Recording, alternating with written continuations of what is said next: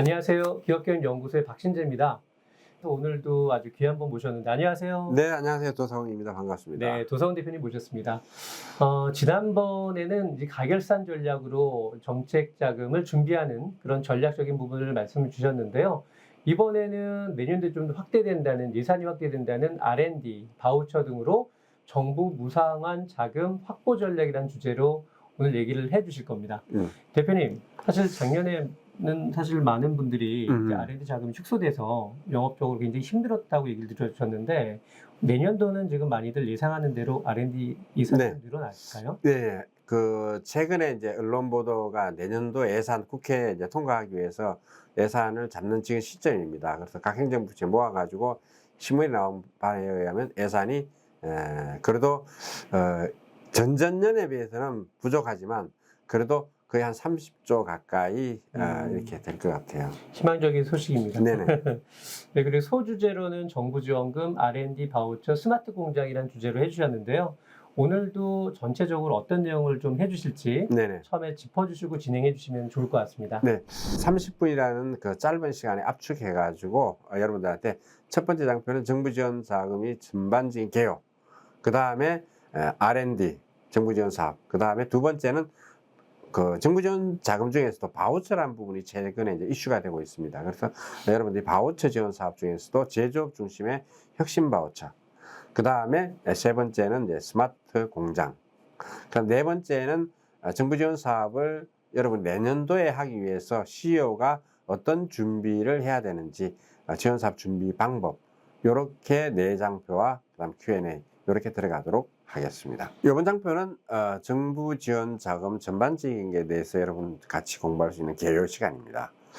자, 여기에 있는 장표가 대한민국 정부에서 중소기업을 지원해 줄 수 있는 모든 제도들이 이 한 장에 다 나와 있습니다.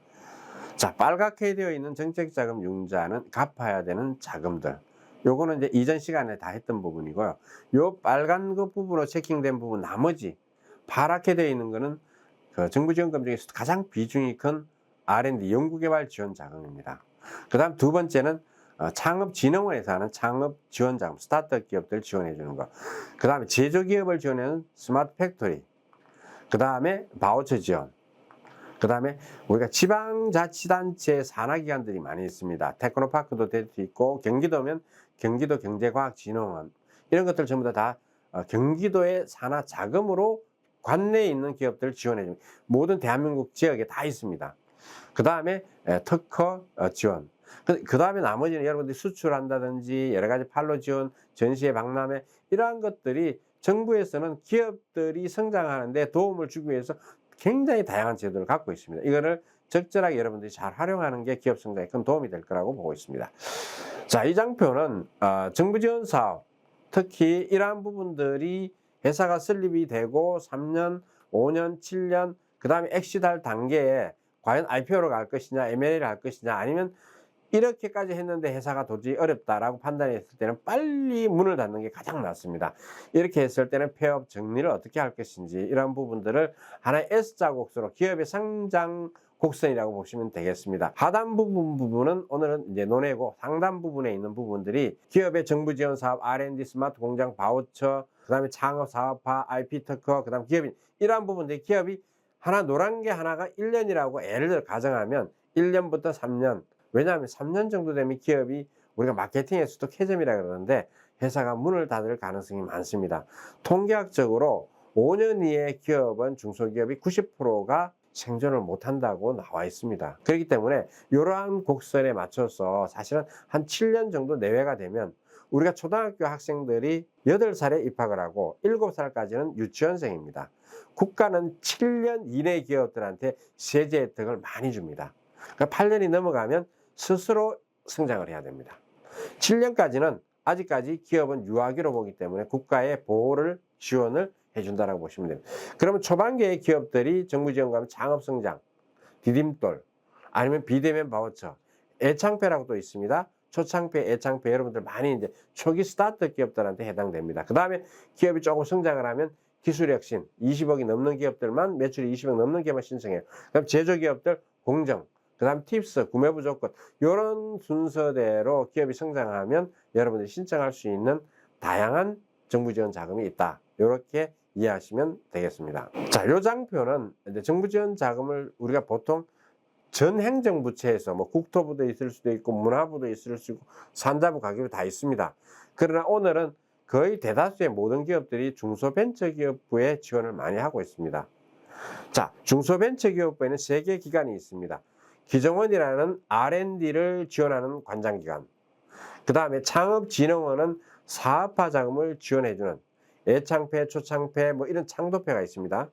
자, 기정원에는 창업성장, 창성과제라고 일명 이야기하죠. 아니면 기술혁신과제. 요게 있고, 그 다음에 오른쪽에 이제 그 연두색으로 언더라인 된 요게 중진공입니다. 중진공은 정책 자금을 지원해주는 기관이면서 바우처를 혁신 바우처, 제조 혁신 바우처를 관장하는 기관입니다. 그래서 여러분들이 제조기업들이 혁신 바우처를 신청하려고 그러면 중진공에서 신청을 하고 중진공에서 관장을 하고 있습니다. 그래서 요걸 그 다음에 수출 바우처 또 있습니다.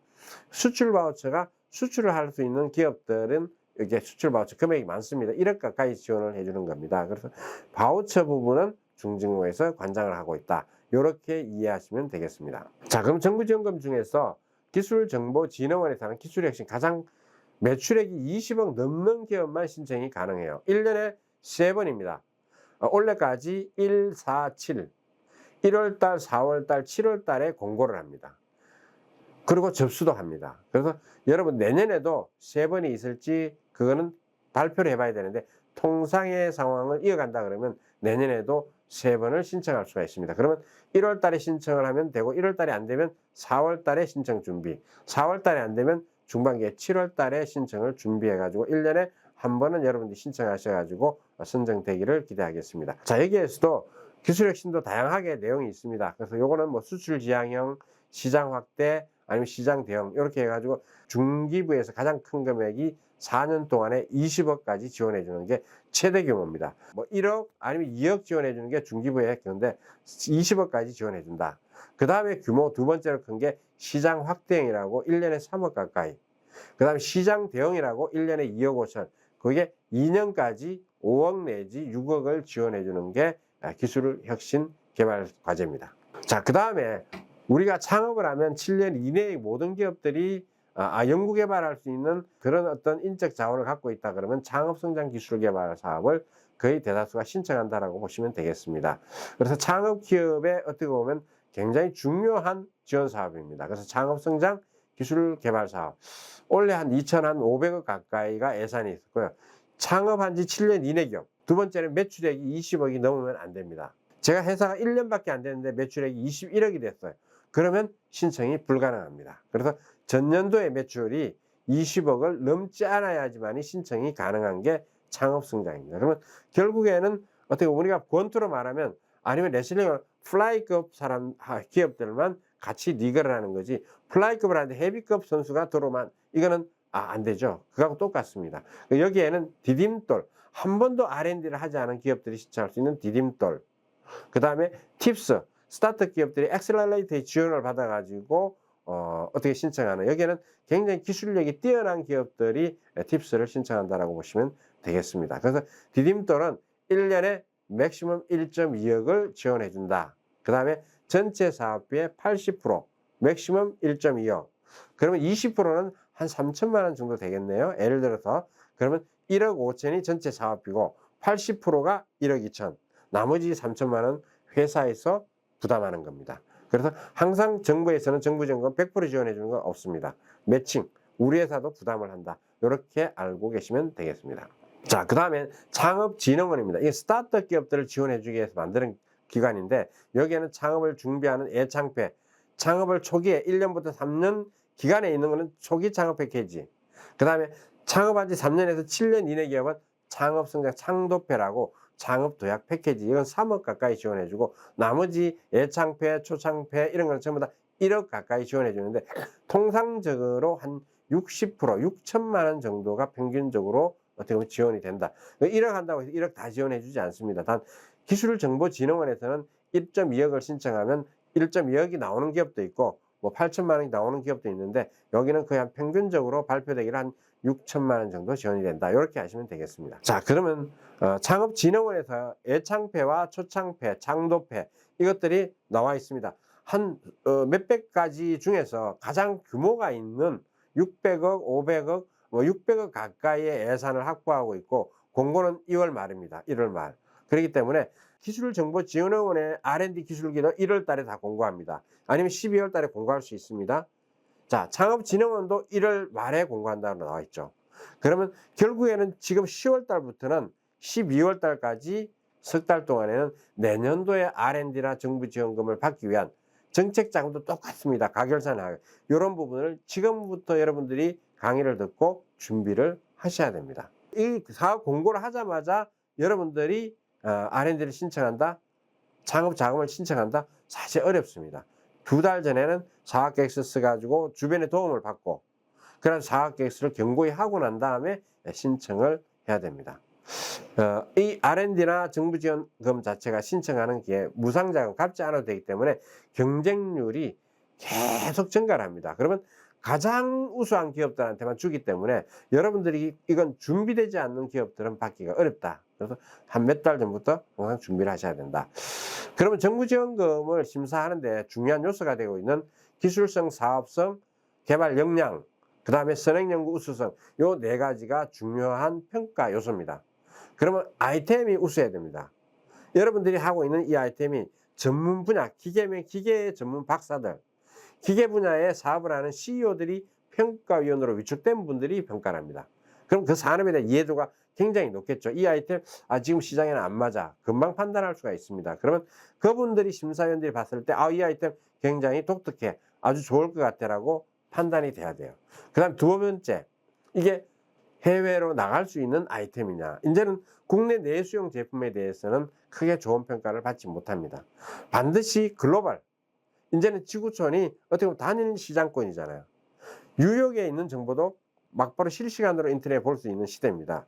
그러면 해외 진출 가능성이 우수한 아이템일수록 좋은 점수를 받습니다. 과연 여러분들이 제시한 이 사업계획서가 과연 개발이 가능할 것이냐. 우리 내부의 역량으로 과연 개발할 수가 있을까라고 의심을 합니다. 그럼 결국에는 맨파워가 충분히 개발할 수 있고 그런 개발 역량을 갖고 있고 이전에도 그러한 선행 연구를 갖고 있다라는 걸 제시해야 됩니다. 그래서 이게 맨파워가 어떻게 보면 굉장히 중요한 요소로 차지하고 있습니다. 그 다음에 지금 현재 제가 갖고 있는 이 제품에 대해서 이번에 만들려고 합니다. 그럼 이 제품을 만들기 이전에 이거하고 유사한 이전 버전을 만들었을 거 아니에요. 그런 선행 연구가 있었느냐 이거지. 이걸 만들기 위해서 얼마나 많은 시행착오를 겪었느냐, 특허를 출원했느냐 이런 부분들을 반드시 심사평가에서 체킹을 합니다. 자, 그러면 바우처 서비스에 대해서 제가 말씀을 드리겠습니다. 자, 우리가 대한민국에서 바우처가 되게 많이 있습니다. 이거는 현금으로 지원해 주지 않고 쿠폰으로 지원을 해줍니다. 여러분들은 신청하는 걸 수요기업이라고 합니다. 그러면 수요기업이 쿠폰을 받아가지고 그 쿠폰을 사용하는 용처는 우리가 백화점에 입점되어 있는 가게들이 공급기업이라고 보시면 되겠습니다. 여러분들이 정부로 받았던 바우처의 쿠폰을 가지고 국가가 지정된 2,000개 가까이 기업들이 있습니다. 서비스를 해주는 공급기업. 그 공급기업에만 그 쿠폰을 사용할 수가 있습니다. 자, 그러면 가장 중요한 첫 번째, 혁신 바우처입니다. 1년의 예산이 올해 558억, 한 2,000개 기업을 지원해 주는데 수행기간, 어떻게 보면 공급기업입니다. 서비스하는 2,622개로 지금 통계가 나왔더라고요. 자, 이 분야는 5천만 원을 지원받으면 컨설팅도 할 수 있고 중대재 컨설팅도 받을 수가 있습니다. 그 다음에 금형을 만들 수가 있겠죠. 해외 인정도 받을 수가 있습니다. 기술 지원. 자, 그 다음에 마케팅이라고 합니다. 그 다음에 디자인도 필요해. 홍보도 필요해. SNS 필요해. 광고도 필요해. 이걸 우리가 마케팅 영역에서 그거를 5천만 원, 내가 부담한 예를 들어 2천만 원, 7천만 원을 갖고 이렇게 쿠폰으로 활용한다는 거죠. 자, 그러면 두 번째로 비대면 바우처. 이건 소상공인들을 지원해 주기 위해서 한때 3천억의 예산을 갖고 했었는데 지금은 예산이 많이 줄었습니다. 그래서 이거는 비대면, 코로나가 나오고 난 다음에 긴급히 나왔던 비대면으로 비즈니스 할 수 있는 솔루션을 만드는 기업. 특히 우리가 여러분들 주음 아시죠? 화상. 이러한 것들을 통해 가지고 비즈니스가 일어나잖아요. 이러한 부분으로 하는 바우처입니다. 자, 그 다음에 수출 바우처. 이게 1년에 한 1,100억 가까이 되는데 1월달 보통 6월달 이게 조금 뭐 고정되지는 않았지만 2월달, 6월달 이렇게 될 수도 있는데 1년에 2번 정도 모집을 합니다. 그래서 우리가 제조혁신 바우처하고 수출 바우처하고 유사합니다. 수출을 하려고 하는데 국가가 지원해주는 모든 것들이 수출 바우처. 여기는 마케팅도 있을 수 있습니다. 홍보도 있을 수 있고, 디자인도 있고, 특허 지원도 있을 수가 있고, 해외 수출하는 동영상도 있어야죠. 번역도 가능합니다. 이런 부분들을 활용하시고 바랍니다. 그 다음에 한국데이터산업진흥원이라고 과기부 산하에 데이터 바우처가 있습니다. 이거는 주로 IT 기업이 많이 활용하고 있습니다.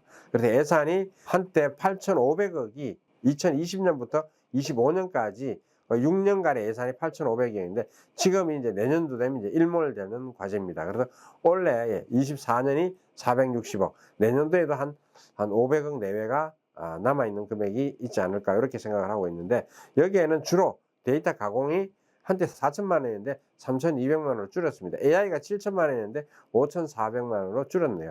그래서 이런 부분들을 알고 계시면 특히 IT하고 우리 회사가 데이터를 많이 갖고 있는데 이 데이터를 가공을 하고 어떤 시각화로 예쁘게 보여줄 수 있는 이런 부분들을 국가가 지원을 해주고 있습니다. 그래서 이것도 여러분들이 현금으로 지원해주지 않더라도 현금으로 지원해주는 것과 똑같은 역할을 하고 있습니다. 그래서 혁신 바우처는 3번까지 신청이 가능합니다. 올해, 내년, 후내년에 1억 5천까지 지원받을 수 있는 굉장히 유용한 제도니까 잘 활용하기 바랍니다. 자, 여러분들 제가 처음 보여드리는 이 자료는 여러분들이 제조기업을 하는 기업이라면 굉장히 유용한 툴입니다. 이거는 뭐냐 하면 혁신 바우처를 신청해 가지고 특히 이제 제조기업이 중대재해 이것이 이제 공고가 되고 난 다음에 준비를 90%가 안 되고 있다 그러더라고요. 그래서 이 혁신 바우처를 통해 가지고 혁신 바우처 안에 컨설팅 영역이 있는데 중대재해 바우처라고 따로 있습니다.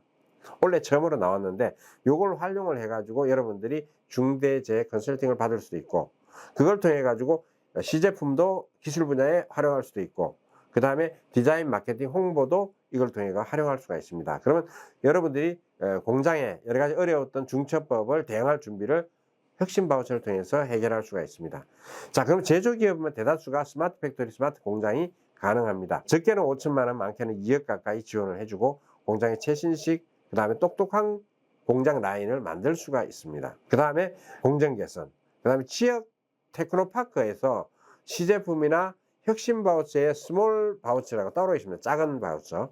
국가 중앙정부에서는 5천만 원을 지원해 주지만 지역에서는 3천만 원에서 4천만 원 지원해 주는 게 또 따로 있어요. 똑같은 건데. 그래서 이런 것들을 여러분들이 또 활용할 수가 있고, 그 다음에 기술력이 있는 기업들은 이제 R&D로 들어갈 수가 있고, 그 다음에 안전동행 지원 사업이라고 있습니다. 이게 여러분 예전에 이제 여러 가지 어떤 위험한 기계, 30년 된 기계가 있을 수가 있습니다. 그 기계를 체인지를 시켜주는데 1억 가까이 되는 기계를 지원을 해줍니다. 그러면 2억짜리 기계다 그러면 1억을 지원해주고 국가는 1억은 우리 회사에 부담해가지고 새로운 프레스 기계를 교체할 수가 있습니다. 왜? 노후된 장비로 인해가지고 산업 안전에 문제가 생기기 때문에 국가가 선제적으로 투자를 해주는 겁니다. 그래서 이런 부분들을 활용하시고요. 그 다음에 이제 구조혁신 지원 사업이라고 여러분들이 중진공에서 재작년부터 하고 있는데 이건 여러분들이 참고하십시오. 회사가 경영이 어려우면 구조조정을 해야 됩니다. 그러면 회사가 문을 닫을 것이냐 라고 고민하고 있을 때 중진공의 구조혁신 지원 사업을 찾아가지고 신청을 하십시오. 반드시 5인 이상의 직원이 있어야 됩니다. 4대본 가입자가. 그러면 회사가 매출이 정체되었을 때 문제점을 파견 나와 진단을 합니다. 그러면 진단하고 난 다음에 결과 리포트를 냈을 때 만약 새로운 아이템을 추가한다. 재무 분석도 하고 시장 분석, 사업성 분석 종합적으로 15일 동안 파견을 나와서 전문 컨설턴트가 여러분 회사를 진단도 하고 시장성, 사업성 종합적으로 분석해서 100페이지 이상의 분량의 리포트를 만들어 드립니다. 거기에는 여러분들이 만약에 유통회사에서 제조업으로 바꿀 수도 있습니다. 그러면 유통으로 했을 때는 공장이 필요가 없는데 제조로 했을 때는 공장이 필요합니다. 공장 땅도 사야죠.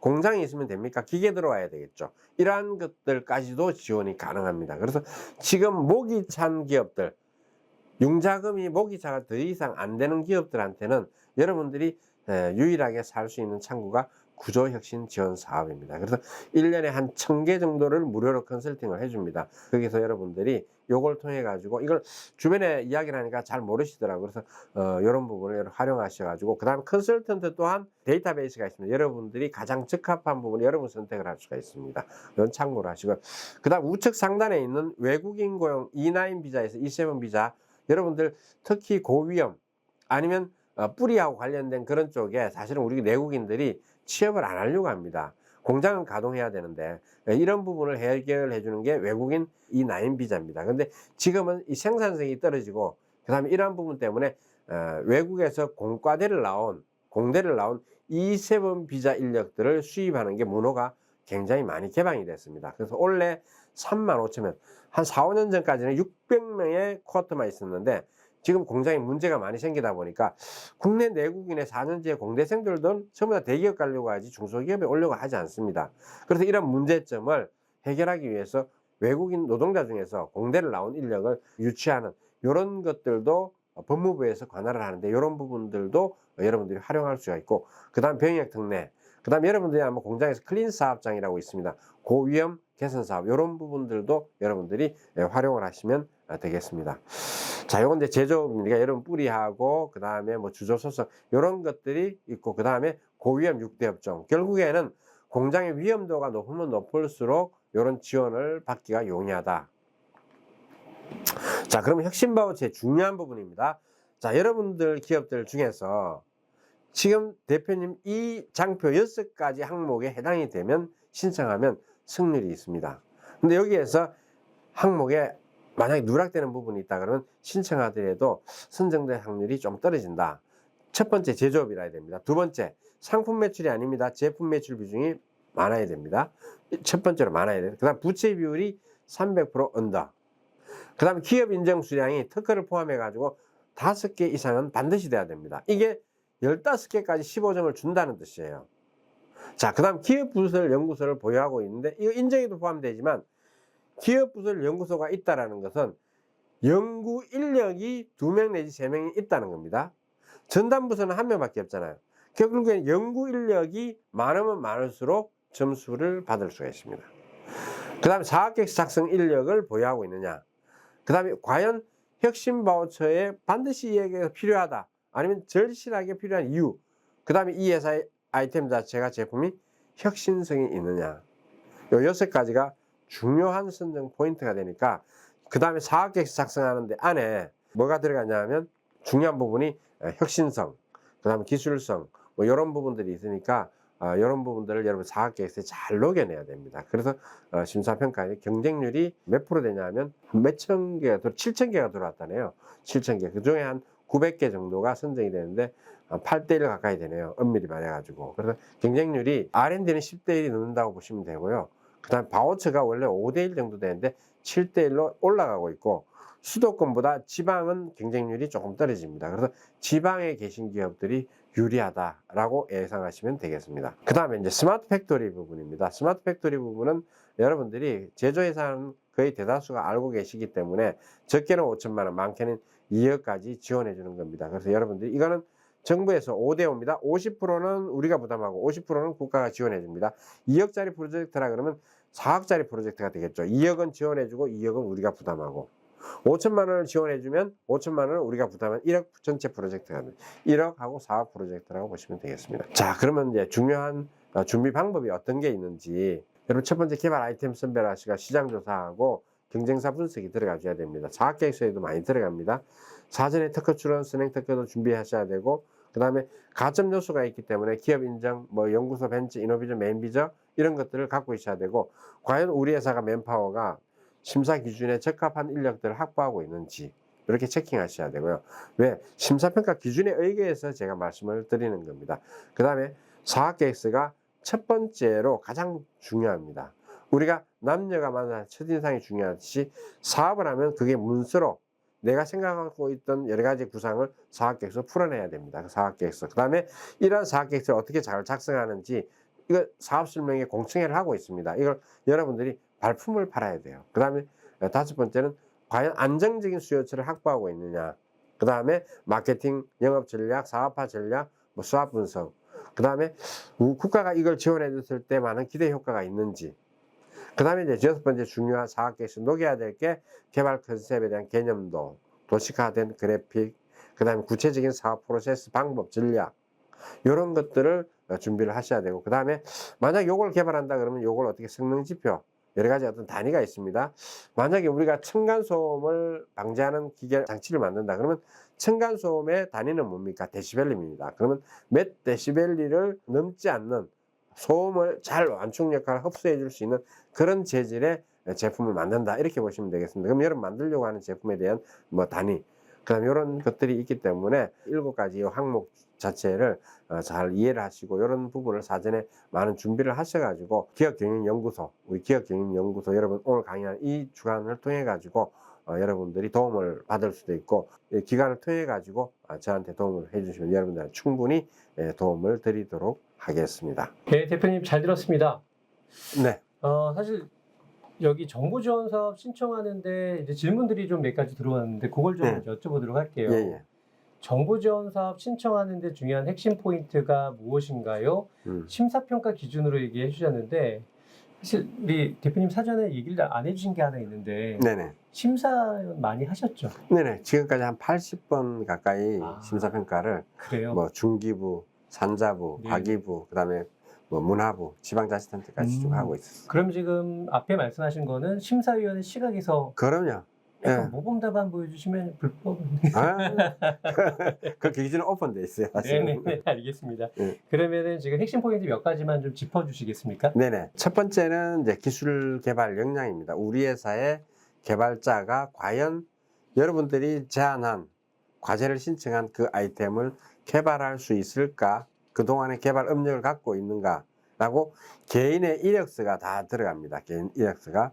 그래서 그 사람이 어떤 회사에서 어떤 업무를 했고 이런 것까지 다 살펴보기 때문에 개발 역량이 굉장히 중요하다. 두 번째, 과연 만들려고 하는 그 기술 자체가 기술적 시장 진입도가 아무나 다 뛰어들 수 있느냐, 진입 장벽이 높은가, 기술성이 좀 깊이가 있는 기술이냐, 그 다음에 이 기술 자체를 국가가 2억을 지원해주면 뭐 한 20억, 50억, 100억의 매출이 일어날 수 있는 비즈니스 모델이 있는지, 사업성이 있는지, 그 다음에 이 자체 아이템 자체가 시장에 출시됐을 때 시장의 파이가 어떻게 어느 정도 규모를 갖고 있느냐.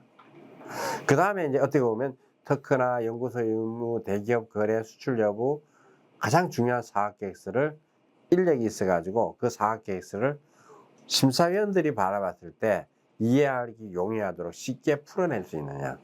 이게 가장 중요한 포인트라고 보면 되겠습니다. 핵심적인 부분을 다 짚어주신 것 같아서 감사드리고요. 예. 두 번째, 오늘 또 혁신바우처 얘기를 좀 해주셨는데 혁신바우처 평가 기준이 있을 것 같고요. 네네. 중요한 핵심 포인트가 있다면 혹시 어떤 네. 게 있을까요? 여기 심사평가 기준은 이렇게 이제 세세하게 여러분들한테 보여드리는 거다. 이게 어떻게 보면 핵심이에요. 혁신 역량, 사업화 역량, 경영 역량은 CEO들의 경영 역량입니다. 그 다음에 기업의 역량, 그 다음에 과연 이 회사가 바우처가 절실하게 필요한 기업인지 체킹하는 거죠. 만약에 우리 회사가 지금 열악한 공장 환경을 갖고 있다 그러면 중대재해 바우처가 반드시 필요하겠죠. 그러면 그런 어떤 필요성, 그 다음에 이걸 국가가 5천만 원의 바우처를 지원해 줬을 때 효과가 다른 기업에 비해서 더 많이 나타날 수 있는 기대 효과, 산업적, 경제적, 파급 효과. 요게 사실은 사업계획서에 녹여내야 될 내용입니다. 그 다음에 이제 여러분들이, 기업들이 아까 제가 본론에서 이야기했지만 첫 번째는 제조업이고 부채 비율 300% 언더, 기업 인정이 5개 이상에서 15개까지 15점을 주겠다는 거예요. 그러면 인정이 많으면 많을수록, 특허가 많으면 많을수록 배점을 많이 받습니다. 특허는 3점을 받습니다. 다른 건 다 1점이에요. 그러면 특허가 한 5개 있으면 일단 15점 만점을 갖고 갑니다. 그 다음 기업부설 연구소를 보유하고 있다 그러면 예를 들었습니다. 5점. 자, 기업부설 연구소를 보유하고 인력이 있다. 그럼 5점. 그러면 10점이죠. 자, 인정 15점이죠. 25점을 확보하고 75점은 사업계획서에서 녹여낼 수가 있는 거죠.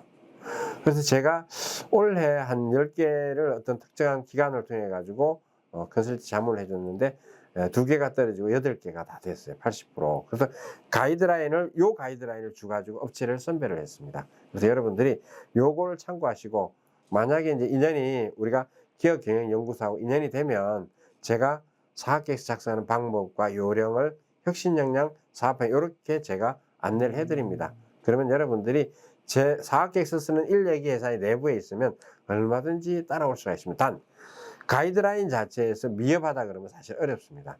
부채율이 500%도 될 수 있습니다. 그 회사는 특허가 아주 많이 있으면 관계는 없습니다.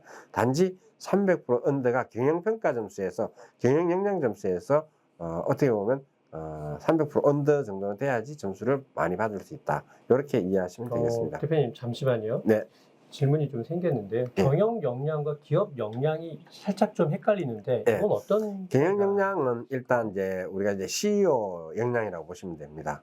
그다음에 이제 기업 역량, 우리 회사가 그동안의 업력에서 여러 가지 어떤 뭐 대외 어떤 업무를 했다거나 아니면 여러 가지 어떤 매출이랄까 이런 부분들, 회사가 갖고 있는 그런 부분들이 기업 역량이라고 경영은 보죠. CEO, 기업은 업체 예. 이렇게 보면 되겠네요. 그렇죠. 절실성이라고 하는 게 처음에 이해가 안 됐었는데 예. 말씀 들어보니까 예. 바로 이해가 좀 된 것 같습니다. 그렇죠. 그게 이제 어필이 되는 거군요. 우는 한 저주듯이 예. 기업이 반드시 꼭 필요합니다. 그러면 심사위원들이 와서 진짜 필요한 거야? 꼭 필요한 거야? 다른 기업에 비해서 우리 기업이 반드시 더 필요한 그 요소를 제시해 줘야 돼요. 필요성까지는 오케이 했는데 절실성 들어갈 때 이해가 좀 안 됐었는데 아까 예시를 들어주셔서 네. 금방 이해됐습니다. 네. 절실성까지 사업계에서 녹이긴 쉽지 않을 텐데 대단한 것 같습니다. R&D 신청에 대한 질문이 하나 들어왔는데요. R&D 신청하는데 선정 기준이 높은 기업 기준이 있나요? 라는 질문이 왔는데. 예. 제가 이제 한 7년, 8년 동안에 이제 컨설팅을 하면서 한 80개의 기업의 성공 사례를 만들었습니다. 저도 이제 많이 떨어져요. 근데 이제 80개 가까이 선정된 기업들을 이렇게 분석을 해보니까 R&D 선정되는 기업들의 가장 중요한 요소가 요게 사업성, 기술성, 시장성, 개발력, 요것도 다 맞아요. 근데 CEO가 R&D를 신청해가지고 선정되려고 하는 어떤 의욕, 이것이 가장 제가 봤을 때는 중요한 것 같아요. 예를 들어서 해도 그만 안 해도 그만 그러면 될 가능성이 굉장히 낮습니다. 과제 책임자나 연구소장이나 CEO가 우린 반드시 무상자금이라고 해서 막 이렇게 하는 것이 아니라 반드시 국가자금을 받아가지고 기술개발 이후에 매출을 늘려가지고 고용 창출하겠다라는 이러한 어떤 의욕 자체가 강한 기업일수록 선정되는 확률이 높더라라는 거죠. 그래서 적절한 매출도 갖고 있어야 되고 참여연구의 역량도 있어야 되고 그 다음에 그 결과물을 반드시 만들어낼 수 있는 뭐 특허든 결과물이야.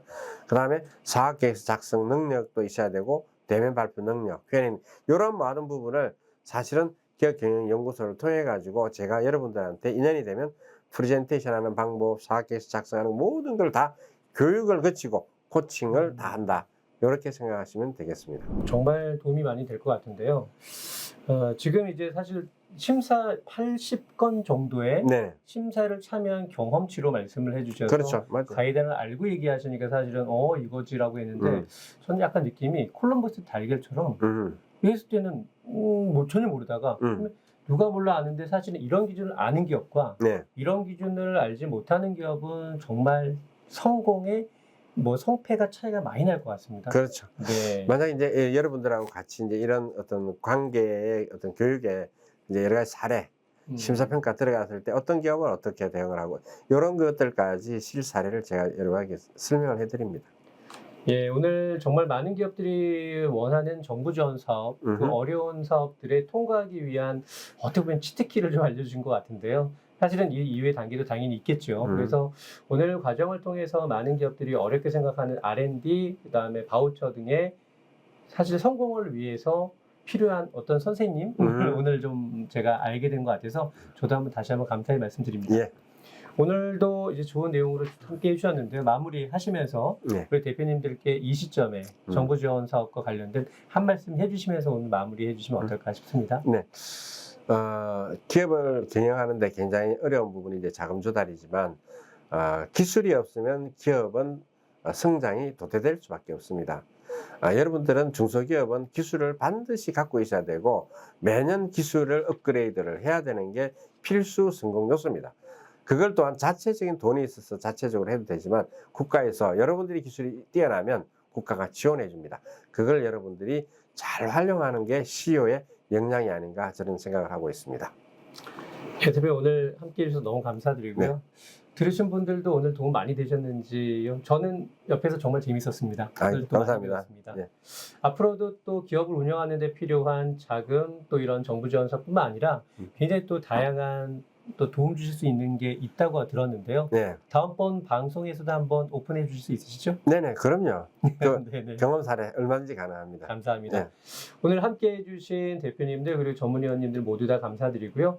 다음번에 이슈 라이브에서 더 좋은, 더 이슈 있는 얘기 전해드리도록 하겠습니다. 함께 해주셔서 감사합니다. 같이 인사드리겠습니다. 네. 감사합니다. 감사합니다.